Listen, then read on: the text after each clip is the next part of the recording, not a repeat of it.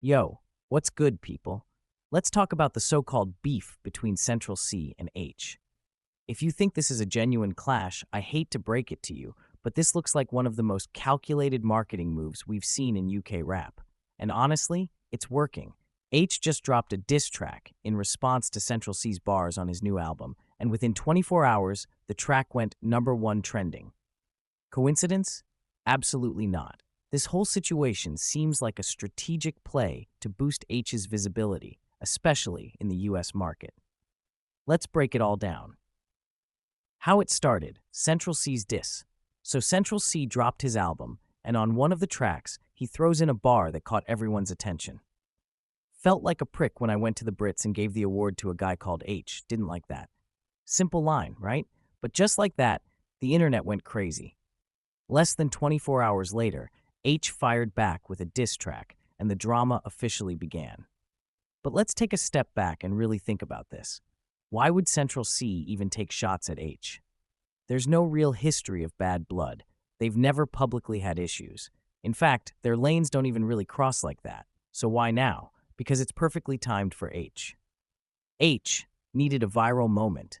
Let's be honest. Aitch hasn't been as musically dominant as he was a few years ago. Back in 2021, he was killing it. 90 million views on one song, 38 million views on another, 22 million here, 6.6 million there. Aitch was dropping numbers.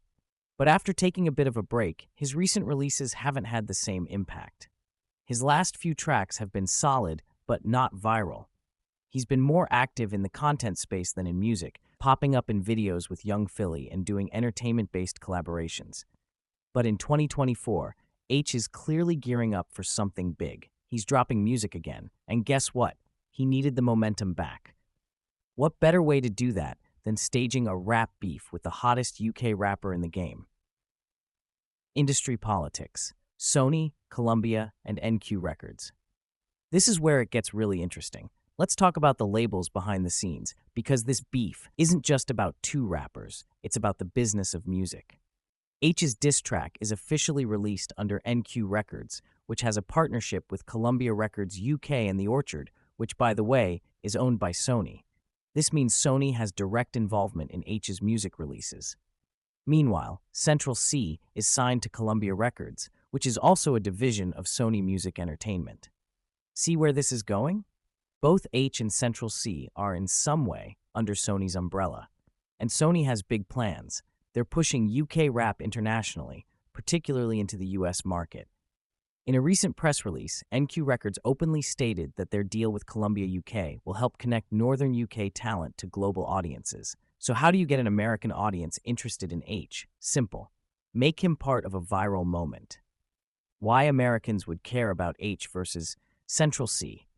Think about the American rap scene. When do international artists start getting recognition? When they're involved in drama. 21 Savage versus Kodak Black, Drake versus Kendrick Lamar. UK artists like Skepta and Stormzy blew up in the US after cosigns and conflicts with American artists. For Aitch, an artist looking to re-enter the scene with buzz, a fake beef with Central Cee is the ultimate move. Central Cee already has a massive US following. American fans are already tuned into him. If Central Cee starts beefing with Aitch, Americans will want to know who Aitch is. Step 1. Central Cee drops a bar that gets people talking. Step 2. Aitch responds immediately, dropping a cold diss track. Step 3. Social media goes crazy. The song trends #1. Step 4. American blogs and streamers pick up the story. And once streamers like DJ Academics, No Jumper, and Playboy Mac start covering it, game over. Why, it's all too perfect. Let's be real. Rap beefs don't just happen out of nowhere, especially when there's no previous history. Everything about this was perfectly calculated. 1. The timing. Central Cee just dropped an album. Aitch is trying to rebuild momentum. What a coincidence, right? 2. The speed. Aitch dropped his response in less than a day. Who records, mixes, and masters a diss track that fast unless they were already prepared?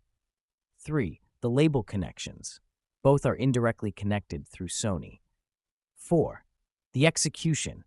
Aitch's diss track is too good for a rushed response.